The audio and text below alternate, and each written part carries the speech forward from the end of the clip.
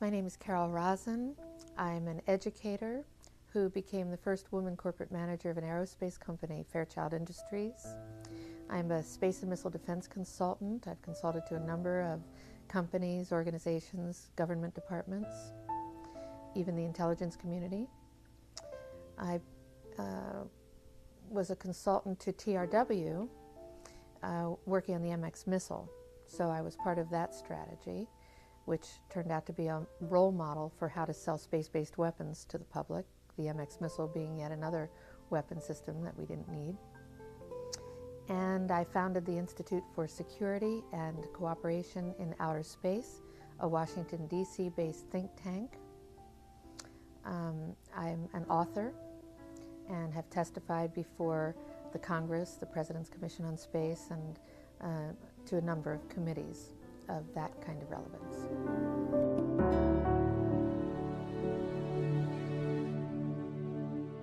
When I was a corporate manager of Fairchild Industries in 1974 through 77, I met the late Dr. Wernher von Braun in early 74. At that time, von Braun was dying of cancer, but he assured me that he would live a few more years in order to tell me about the game that was being played, that game being the effort to weaponize space, to control the Earth from space and space itself. Von Braun had a history of working with weapon systems and had escaped from Peenemünde to come to this country and landed as vice president of Fairchild Industries when I had met him. Von Braun's purpose in life during the last years of his life, his dying years, was to educate the public and decision makers about why space-based weapons are a dumb, dangerous, destabilizing, too costly, unnecessary, unworkable, undesirable idea, and about the alternatives that are available. And as practically a deathbed speech, he educated me about those concepts and who the players were in this game, and gave me the responsibility, since he was dying, of continuing this effort to prevent the weaponization of outer space. He invited me to come up on the platform with him, and actually he's holding on to me in this picture. I'm trying to get off of the platform, and he's holding on to this, trying to make me laugh. He's telling me jokes. When Wernher von Braun was dying of cancer, he asked me to be his spokesperson, to appear on occasions when he was too ill to speak. And I did. And what he asked me to do was to educate decision makers and the public about why we shouldn't be putting weapons in space, why they're a dangerous, destabilizing, too costly, unnecessary, untestable, unworkable idea, and what the alternatives are, how we could be building a cooperative space system. What was most interesting to me was a repetitive sentence that he said to me over and over again during the approximately 4 years that I had the opportunity of working with him, and that was the strategy that was being used to educate the public and decision makers, and the scare tactics, the spin that was being put on a weapons system. And that was how we identify an enemy. The enemy, at first, he said, the enemy against whom we're going to build a space-based weapon system that he thought was a ridiculous idea, unnecessary and very dangerous, not to mention too costly, etc. The strategy that Wernher von Braun taught me was that first the Russians are going to be considered to be the enemy. In fact, when I met him in '74, they were the enemy, the identified enemy. We were told that they had killer satellites. We were told that they were coming to get us and control us, the dirty commies, that whole story. First, the Russians were the enemy against whom we're going to build space-based weapons. Then terrorists would be identified, and that was soon to follow. We heard a lot about terrorism. Then we were going to identify third world country crazies. We now call them nations of concern. But he said that would be the third enemy against whom we would be needing to build space-based weapons. And the next enemy was asteroids. Now at this point, he kind of chuckled the first time he said it. Asteroids, against asteroids we're going to build space-based weapons. So it was funny then. And the funniest one of all was against what he called aliens, extraterrestrials. That would be the final card. And over and over and over during the 4 years that I knew him and was giving his speeches for him, he would bring up that last card. And remember, Carol, the last card is the alien card. We're going to have to build space-based weapons against aliens. And all of it, he said, is a lie. A lie. I think I was too naive to know at that time the seriousness of the nature of the spin that was being put on this system. And now the pieces are starting to fall into place. We're building a space-based weapon system based on a premise that is a lie, a spin. And Wernher von Braun was trying to hint that to me back in the early 70s and right up until the moment when he died in 1977. What he told me is that there's an accelerated effort in place. He didn't mention a timeline, but he said that it was going to be speeding up faster than anybody could possibly imagine. That the effort to put weapons in space was not only based on a lie, but would accelerate past the point of people even understanding it until it was already up there and too late. When von Braun was dying in front of me, the very first day that I met him, he had tubes draining out of his side. And he was tapping on the desk telling me, "You will come to Fairchild." I was a school teacher. "You will come to Fairchild and you will be responsible for keeping weapons out of space." And the way he said it with the intenseness in his eyes, and added that very first day, the first time I met him, that space-based weapons were a dangerous, destabilizing, too costly, unnecessary, untestable, unworkable idea. And that the last card that was being held was the extraterrestrial enemy card. The intensity with which he said that made me realize that he knew something that he was too afraid to mention. He was too afraid to talk about it. He would not tell me the details. I'm not sure that I would have absorbed them if he had told me the details or even believed him in 1974. But there was no question that that man knew, and had a need to know, I found out later. There's no doubt in my mind that Wernher von Braun knew about the extraterrestrial issue. The very first meeting that I had with him in 1974, when he said to me, "You will be responsible for keeping weapons out of space. I'm dying of cancer and you have to take over for me." And when he explained to me the reasons for why weapons were going to be put into space, the enemies against whom we were going to build these weapons, and that all of that was a lie, and when he mentioned the extraterrestrial card, that extraterrestrials, aliens he called them, were going to be identified as the final enemy against whom we were going to build space-based weapons back in '74, the way he said it to me, there was no doubt in my mind that he knew something that he was too afraid to talk about. Wernher von Braun never spoke to me about any of the details that he knew, or might have known, or thought about related to extraterrestrials, except that extraterrestrials were one day going to be identified as an enemy against whom we are going to have to build an enormous space-based weapon system. Even though he didn't give me the details, however, the look in his eyes made it clear to me that he knew that there was something going on that was a big secret that he could not divulge. Wernher von Braun actually told me that the spin was a lie, that the premise for space-based weaponry, the reasons that were going to be given, the enemies that we were going to identify, were all based on a lie. I've been tracking the space-based weapons issue for about 26 years. I have debated generals, congressional representatives. I've testified before the Congress and the Senate. I've met with people in over 100 countries. And I have not been able to identify who the people are who are making this space-based weapon system happen. I see the news. I see the administrative decisions being made. I know that they're all based on lies and greed. And I have yet to be able to identify who the people are. And that's after tracking this issue for 26 years. I know that there are big secrets being kept. And I know it's time that the public and decision makers pay attention to the people who are now going to be disclosing the truth.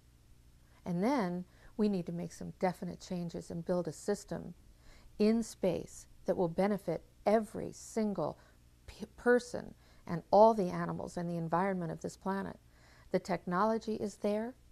The solutions to Earth's urgent and long-term potential problems are there. And I have a feeling that once we start studying this extraterrestrial issue, all of the questions are going to be answered that I've had for 26 years. I have concluded that it's based on a few people making a lot of money and gaining power. It's about ego. It's not about our essence and who we really are on the planet and loving each other and being at peace and cooperating, using technologies to solve problems and heal people in the planet. It isn't about that. It's about a few people who really are playing an old, dangerous, costly game for their own pocketbooks and power struggle. That's all it is. And I believe that this entire space-based weapons game is initiated right here in the United States of America. And what I hope is that with the new administration, I hope that this information that's being disclosed will allow the new administration to do what is right, which is to transform the war game into a space game, so that we use the technologies that are available, not just as spin-offs of war technology, but as direct technological applications to building a cooperative space system that will benefit the entire world and that will allow us to communicate with the extraterrestrial cultures that are obviously out there. I helped to start the movement to prevent the weaponization of outer space. I founded the Institute for Security and Cooperation in Outer Space in Washington, D.C., which was a think tank with an action component. We studied this issue of who was going to benefit from building a space-based weapons program, which is merely an extension of the Earthbound war game. Of course, the next highest frontier, the high ground, is outer space. So it's a very natural place for those who play in the war game, who benefit from it, to go into outer space with their weapons. Who would benefit from it are the people who work in that arena. That's people in the military, in industries, in universities and labs, in the intelligence community. And this is not just in the United States, it's worldwide. This is a worldwide cooperative system. Wars are cooperative, just as peace will be when it breaks out. But right now, there are a lot of people benefiting. This is what our economy has been based on in this country and spreading around the world. War. And people suffer as a result. It's not fair. It never has been. People have screamed for, let's build out of swords, let's make plowshares, let's have peace and hold hands around the world, but it hasn't worked because too many people are benefiting. Not only are they benefiting financially, but from what my experience is, there are people who actually believe that Armageddon should happen, so we have to have these wars.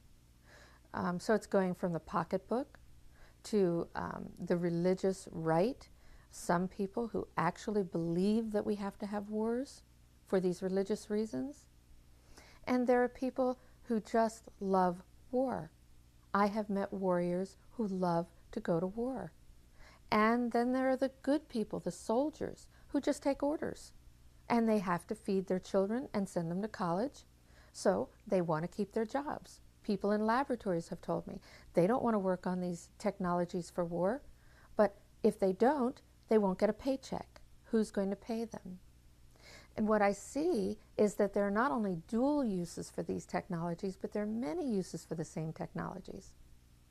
And once people start to learn, as we learned about the bomb, they start to learn about what's in outer space, this place above all of our heads, this common place above all of our heads in which we can travel, we can build space hospitals, schools, hotels, laboratories, farms, industries. It may sound far out, but if we don't do that, we're going to build battle stations and weapons pointed down all of our throats and into space. And apparently, we've been doing some of that already.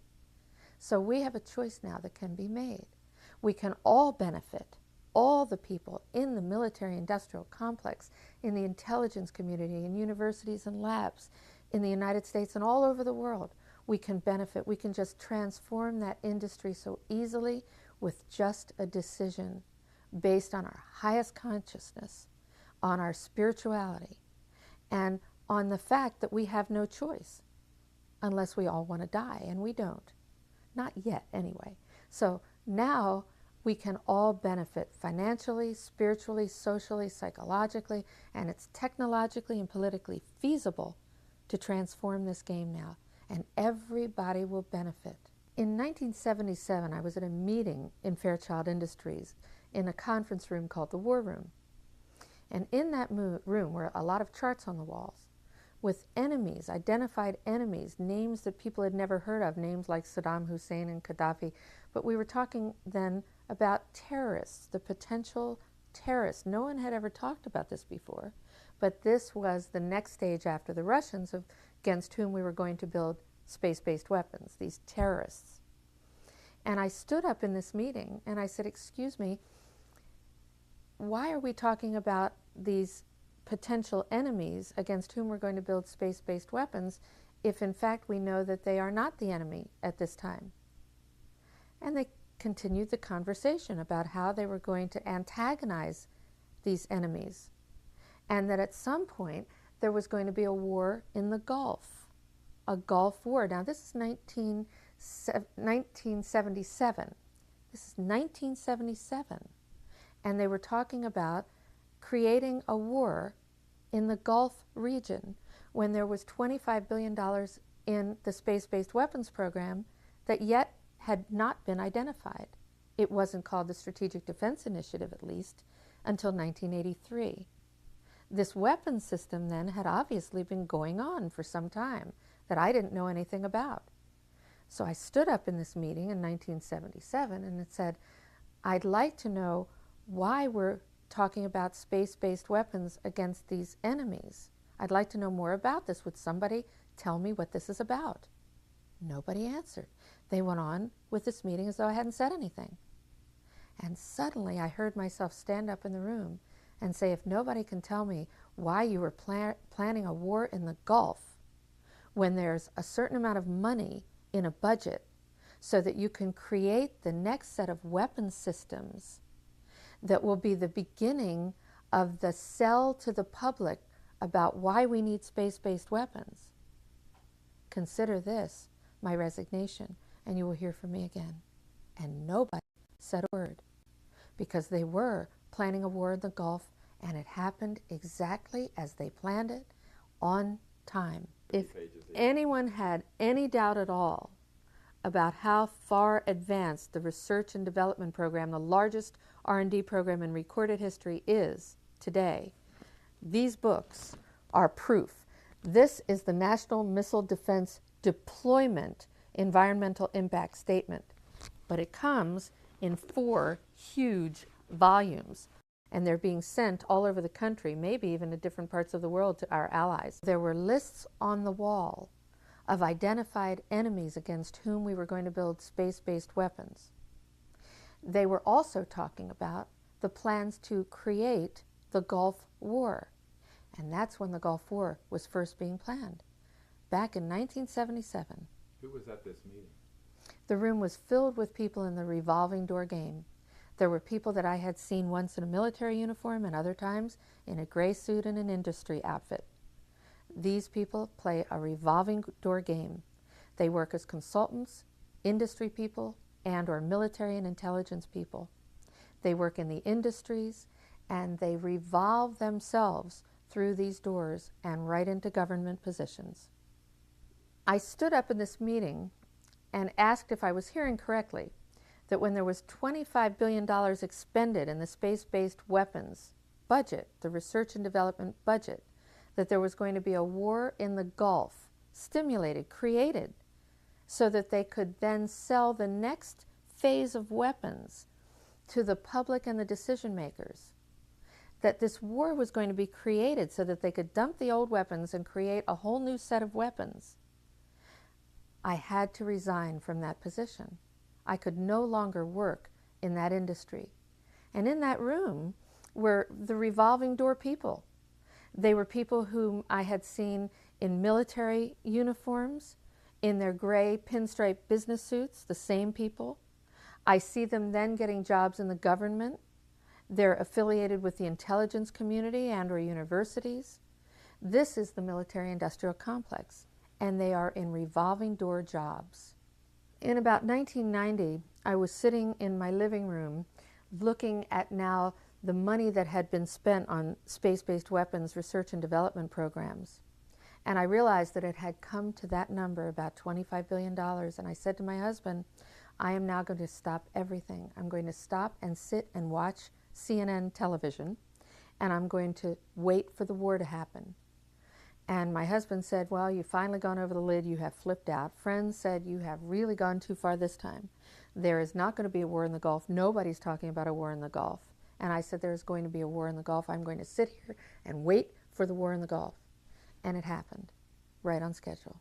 As part of the war game in the Gulf, of course, we were told, we the public, that the United States was successfully shooting down Russian Scud missiles. And we were rationalizing new budgets based on that success. In fact, we found out later, after the budgets were approved for the next phase of weapons, that it was a lie. We did not have the technology. We did not have successful shoot-downs the way we were told. It was all a lie, just to get money, more money, put in the budgets to make more weapons. I was one of the first people to go independently to Russia when I heard that they had killer satellites. And when I went to Russia in the early 70s, I found out they didn't have killer satellites. That was a lie. And in fact, the Russian leaders and people wanted peace. They wanted to cooperate with the United States and the people of the world. Another time I called Saddam Hussein when he was lighting his oil fields on fire. And my husband was in the kitchen while I was making this phone call, and I got a call back from his first attaché with Saddam Hussein nearby, I was told, saying, are you a reporter? Are you an agent? Why do you want to know? And I said, no, I'm just a citizen who helped to start the movement to prevent the weaponization of outer space, and I have found that a lot of the stories that I've been told about weapon systems and the enemies are not true. So I wanted to find out what Saddam Hussein wants, what would satisfy him to have him stop making these oil fields go on fire and stop antagonizing people. And he said, well, nobody's ever asked him that question, what he wants. So when I hear that there's a possible threat of extraterrestrials, and I look at the history of thousands of years of possible visitations, recorded history, and when I hear now the stories of the disclosures of honest military intelligence industry people who have had experiences with UFOs, with crashes and landings, with live or dead bodies of extraterrestrial beings, people from out in the universes. And if I'm ever told that these are enemies against whom we have to build space-based weapon systems, based on my own personal experience of having worked in the military-industrial complex on weapon systems and military strategy, I'm going to know it's a lie. It's a lie.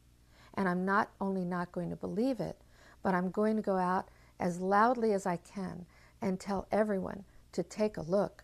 They have not taken us away yet. We're still here after thousands of years of visits.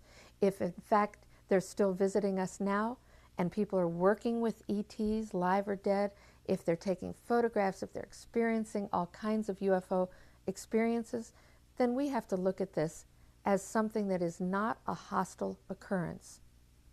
It would be my guess, based on my own experience of having traveled to countries whom we've been told had hostile intentions against the United States, it would be my hope and my intention to do everything I could to work with people who are working to communicate with and cooperate with these extraterrestrial beings, because they're clearly not hostile. We're here. That's enough proof for me.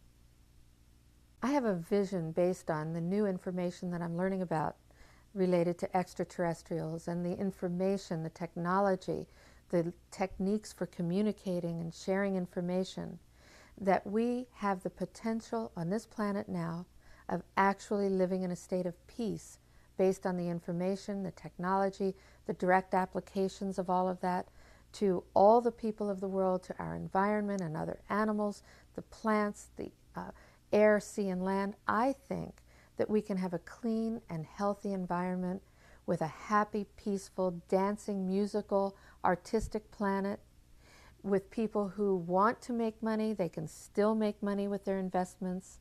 There are enormous investment possibilities and technologies that can be developed. We're seeing tastes of it now, just in the fields of transportation, communication, healing techniques, life extension techniques. The potential is unlimited. The opportunities and benefits for careers, for jobs, the opportunities and benefits for health of our individual selves, of whole communities, of our planet itself. The potential for education, for being able to communicate from the technological ways to maybe telepathically. The communication and education techniques as an educator so excite me. We can be sharing our lives, our cultures, respecting our differences, learning about what each other wants, and most important of all, we can be touching our own essence, the essence of our own beings, the essence of extraterrestrial beings. We can reach that state of love on this planet. What could be more exciting than that? And those people who want to be leaders can. Those people who just want to sit in the light can. There is no limit to how people can choose to live on this planet.